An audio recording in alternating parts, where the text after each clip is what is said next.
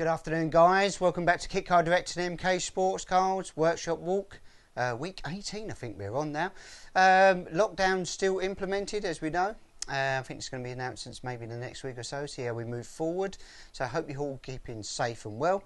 And thanks again to all our key workers out there who are helping support us through these tough times. You know, it's challenging, but the sun's shining out there. It's Saturday morning. It feels like nothing's going on in the world. It's very quiet out there, but we're still trying to keep things going here, ticking along, answering emails, phone calls, shipping orders, online business still operational. But again, we're saying we're a little bit short on staff again, so if you can be a bit patient with us on terms of replies and that'll be fantastic, and we'll try and support you as best we can during this difficult time. So what we're going to do, I'm going to work out, I'm going to show what's been going on in the workshop a little bit in a second. A couple of bits for you, just so if you're knowing. Stock wise, if you're looking to upgrade and you're doing your upgrades and you're doing workshop walk or lockdown garage walk videos for us, you're trying to do it, we've got some Knacker Ducks. They've come into stock over since Friday. We've got about half a dozen or so of those in stock, and if you're looking to upgrade, the common upgrade is the CSR front wings. I'm on my own, so I can't do close-up shots.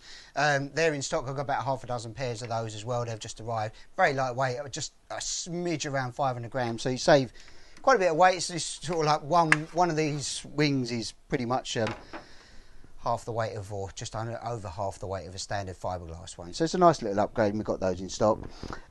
Would have been Stoneleigh this weekend. We would have been seeing you all and hopefully having conversations about your kits and your cars and what you've been up to over the last year, when it's sort of the only chance we get to see some of the faces on a regular basis. So that would have been happening, but as we know, we said last week, newsflash, new date, organised 29th and 30th. We hope that will still go ahead. We never know. We'll just have to see what the government says about that. But that's out, so that's a shame that Stoneleigh, because the weather's actually quite nice out there. Would have been great for this weekend if it with a bit of sunshine for Stoneleigh, which, you know, it is what it is. Total Kit Car magazine is out as well. If you're bored and you want some reading material, that's out at the moment. And we spoke to you last week about Complete Kit Car is also out. I think there's a mention about Dave Glazier, actually, his kit being delivered to him. So well done, Dave, and he's cracking on. So that's where we're at. A couple of new things. It's hot off the press. It's not fully productionised yet, but this is going to be, and it is the sample at the moment, and we're doing some tweaking, but it's not far away, guys. We are still working behind the scenes on it. It's the RX5 tunnel top fiberglass one, all in one. We're still a few weeks away, unfortunately, on it, but we wanted to say we are still on it. This is the prototype version. We've pulled one out of it. We've got to do some modifications and tweaking, but that is coming to you soon in fiberglass version, tunnel top. So keep an eye out for that, and that'll be hitting the shelves soon. So we're going to the workshop now, and I'll show you a few bits that I've been doing on the cars this week. Right, so around the workshop, apologies guys, I am talking and you can't see me what I'm pointing to, but you can see I've got Dax Rush back in, doing some other preparations. This went off for tuning and other few bits, and it's come back in now to do some other modifications that he wants to do it, IVA prep, etc. You've seen this car a couple of times. It's been backwards and forwards to different people who are doing different parts of the job. We had all the wiring done and everything else, and it's actually starts and runs now, but he's got a couple of issues with the Life ECU management working with the drive-by-wire throttle, so that's back in here, but we're waiting for that to happen. So that'll be sort of tinkering along. It's not going to be anything fast. He's not in a hurry for this, I do believe, so because you know nothing's going to happen soon with IVA, but that we've been tinkering and doing a few little bits and bobs, and we're on that. Nothing major though. Headlight heights had to change to have raised them up and things like that, because the DAX sits very low and it won't pass IVA for the 45-degree angle test if we had to raise them up. So there's a few bits that we've got to go through with it.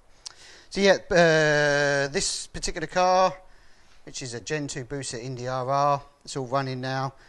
We've actually put all new seats, and so new set of seats in there, new branded harnesses as well. It's all tinkering. We've got a few more bits to do on this. This will be up for sale shortly. Just a few little tinkering jobs and checking over the whole vehicle, but yeah, nice car. A bit dusty at the moment with the wind blowing in, but very nice.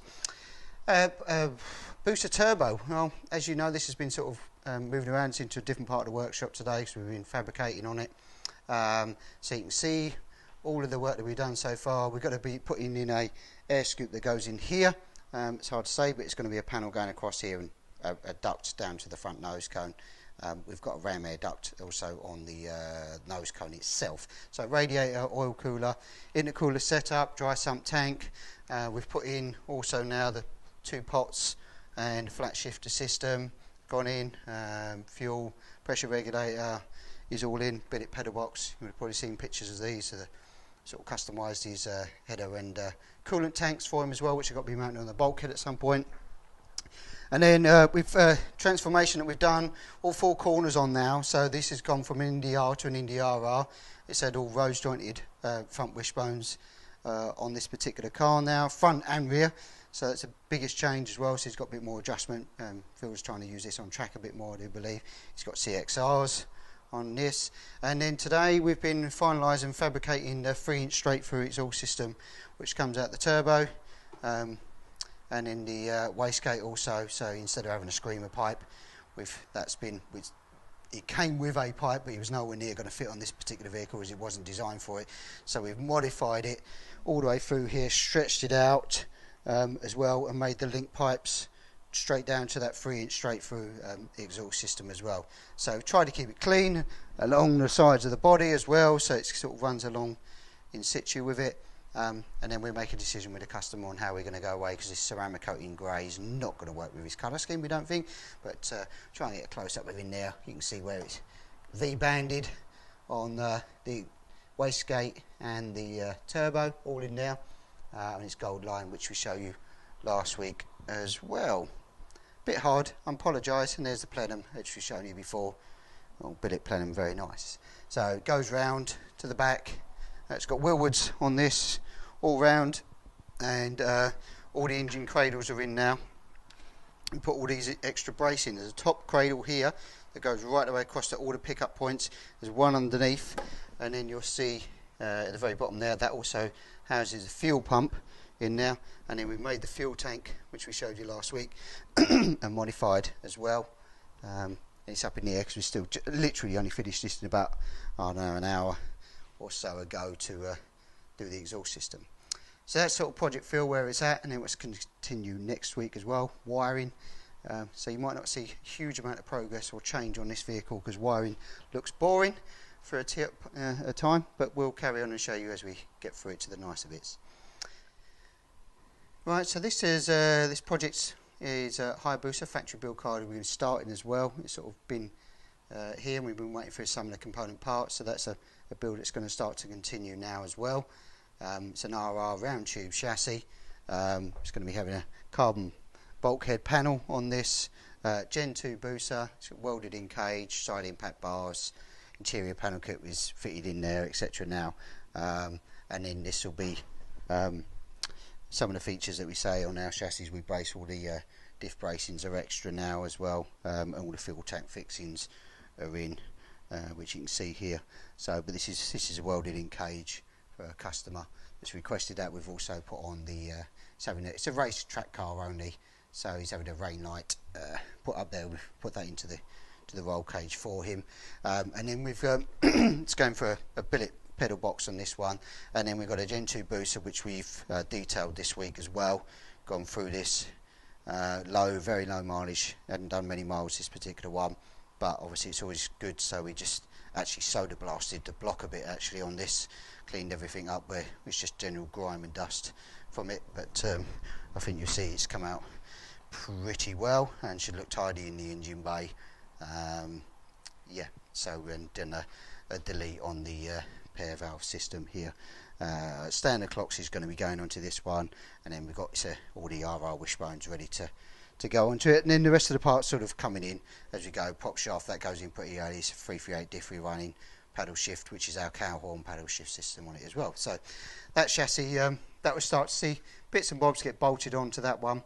It's going to be dry sumped system as well, so you'll see we've done the golf coloured car and a red car in a Busa. It'd be very, very similar in specification. So 38mm roll cage, so slightly slimmer, gives it a bit more weight saving as well, but no difference in structural integrity. So CBR car, you've probably not heard a lot about this in the last. This has been sitting in this space, the CBR 1000 RR build, which was back in a few months back now. I'm just giving you a sneak preview. This is a sort of new bonnet with a new scoop design that's been done. So it's a bit more moulded into the bonnet. It starts right at the back and then comes to the front with a little bit more height. Looks a bit more purposeful. It's in Golf Blue, and there's going to be some others. So I'll give you a teaser for it, but there's some other body modifications that we're sort of doing. But that's the sort of new bonnet scoop we're looking to do. It gives us a bit more clearance on certain engines to help with airflow in it and everything else, especially some of the car engines, S2000, things like that. It does help with clearances as well. So that's the sort of new bonnet design that we're going to, and then as some other modifications that come along, we'll show you. So that's a little teaser for you, and you'll see this CBR sort of develop as well. This is back on now that we've got some of the bits for it, and going forward, fully RR chassis with all wheelwoods on it. So this is here to stop us hitting ourselves. But that's kind of where we're at with that. Right, we've got a Westfield here, a little Zetec Westfield, very nice, sort of done all Zetec in it. This is in for some upgrades and changes, etc. We've fitted things like he wanted moved off of here, the indicators for the standard Westfield. We've put on our prepaid carbon indicator light pods and LED light lenses on this as well. He wanted towing straps secured on both front and rear as well. We're doing changes, so this is on the same on that side. It's having new front wings that we're putting onto it. It's a very tidy little car actually, nice little SEI wide. Looks like it's a V8 dash that they did, contoured V8 dash they put on it. We're going to be changing all the rear lights on this as well. It's going to be having a round pack instead of the standard rectangular shaped ones which would have been on there, so we're taking off of these, so to speak, and then we're having a round light pack installed on it as well. Yeah, so tidy little car. I think he's going for a full respray on this as well, not with us but with someone else, because he wants to change the colour to a more of a candy apple, so he's doing all these little modifications to it as we go along. He's got a front splitter on there that he's put on. It's a bit funky. Yeah, very clean, very tidy car actually. Engine bay's very clean as well. I think it's just under a couple of 100 horsepower Zetec on throttle bodies. So we'll be tinkering out. There's a few little teething jobs that we've got to do. We fully service the engine as well and things like that. But yeah, nice little Westfield. Welcome back to Lockdown Garage. In a previous episode you may have seen me taking this car in. Basically the remit is the car is dead.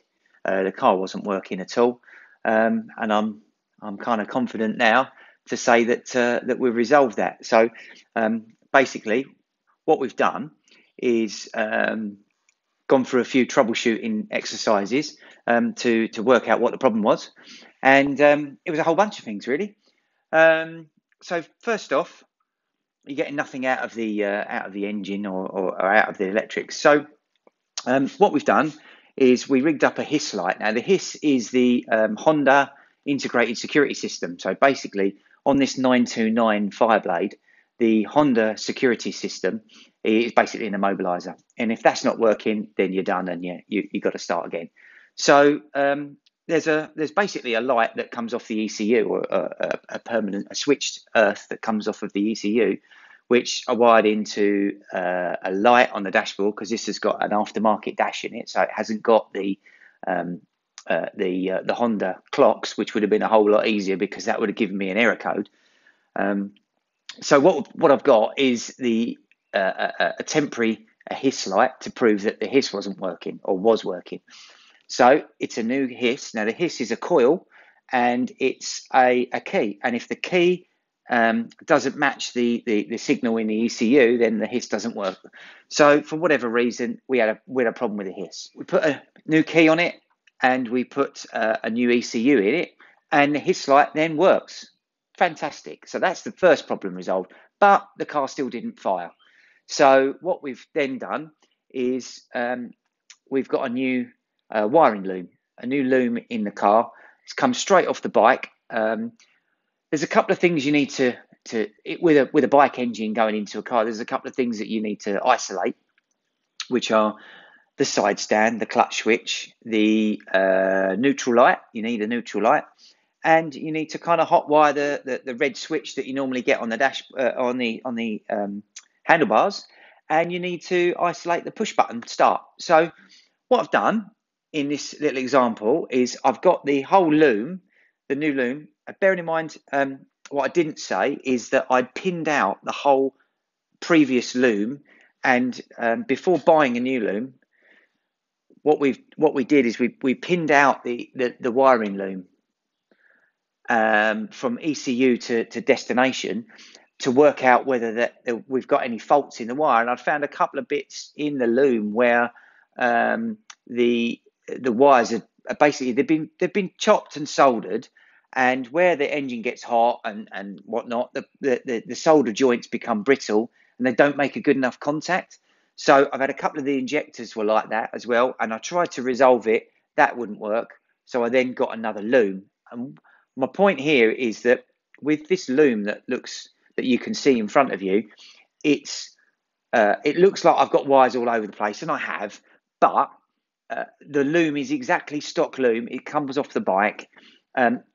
What I try and tell everybody to do is prove the concept before you start pulling the wires apart. There's nothing worse than pulling it apart and the whole thing doesn't work. So what I've done is now I've got the new loom in.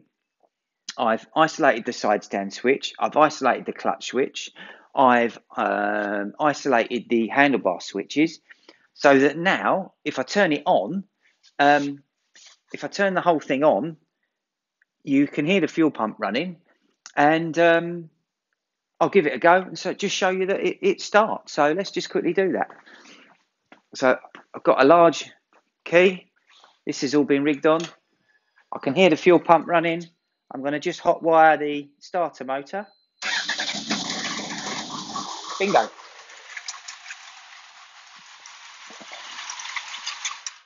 So we're now over the initial problem of trying to get it to run. It needed a new ECU for the HIS system to resolve that problem, and it also needed a new wiring loom for the broken joints. I have tried the old ECU back in it, and it didn't work.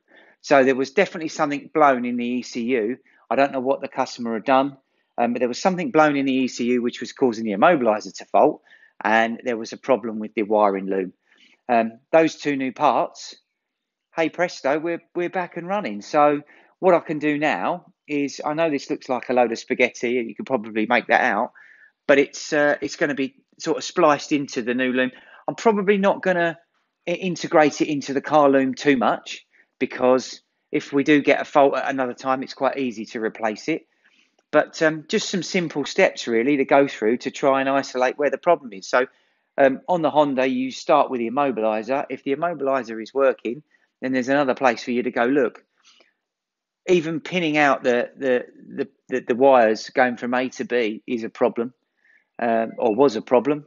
So, but we got there in the end. So this coming week, I'm going to be routing all these cables in properly, integrating it back into the dashboard, and hopefully that will see us with a 929 blade out of the workshop. I just want to show the spaghetti of wires and the standard loom that we've got here, and what I've basically done to get round all these standard parts. So starting at the clocks end. So there's the clocks. You don't actually need the clocks in a 929. It would have been dead handy if we'd have had those. That would have been incredibly handy, but you know, it is what it is. Also, another thing to note is when you've got new parts that you're bringing into it, make sure you stick a label on them. Make sure you label them up, just so that we know what you've changed and what you haven't changed doing your fault finding. So we got the key. That was new. This car didn't have that, so we're going to put that back into the car. This is the reader, the HIS reader. Just looks like a coil. It reads a chip in the key. They're two keys from the same loom there. It reads a chip in the key, and then it sends a signal back to the ECU.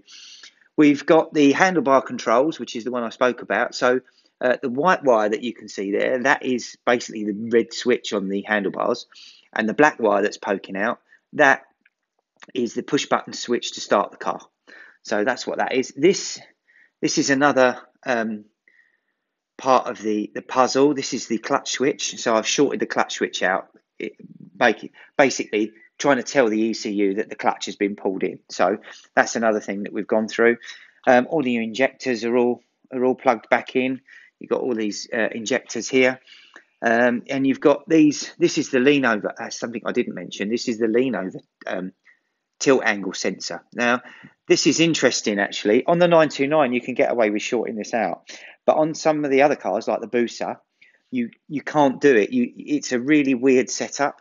So what you need to do with the Busa one is take the lid off of it, fill it with silicone, and put the lid back on it, and just that will stop the brass hoop from moving left to right in the inside its case in the tilt angle switch. This is a side switch, a side stand switch as well. That's been isolated. So that's your lean angle switch. That's your side stand switch. We've hooked in the. This is a temporary neutral light. So the neutral light goes to earth, and that's it. Yeah, we're away. So it does look a bit of a mess at the moment. I'm not going to lie. That's the old loom just there. That'll be all tidied up. We'll put that in some conduit, and that will be ready to go. But that's quite a result. At least we've now got it running, which was what the remit was when we started. Right, that's what we sort of have been tinkering with in the workshop in a week. It seems to fly by. I don't know where April went, back into May. I say it's a shame that Stoney's not happening this weekend. But hey, we look forward to August. That's hopefully. I mean, we're meant to have July, meant to be Newark before that. Let's fingers crossed that we can get out there and have some fun in the cars as well. So hope you like what we're doing out there. Any questions, as we said, give us a call or an email. We might be a little bit slow to respond if there's only a couple of us trying to work through this structure that we changes. And if you're looking for any parts, like we said, CSR wings or knacker ducts, give us a shout. You know where we are. Thanks again to all our key workers, and we'll catch you next week, guys. Like, share, you know where we are.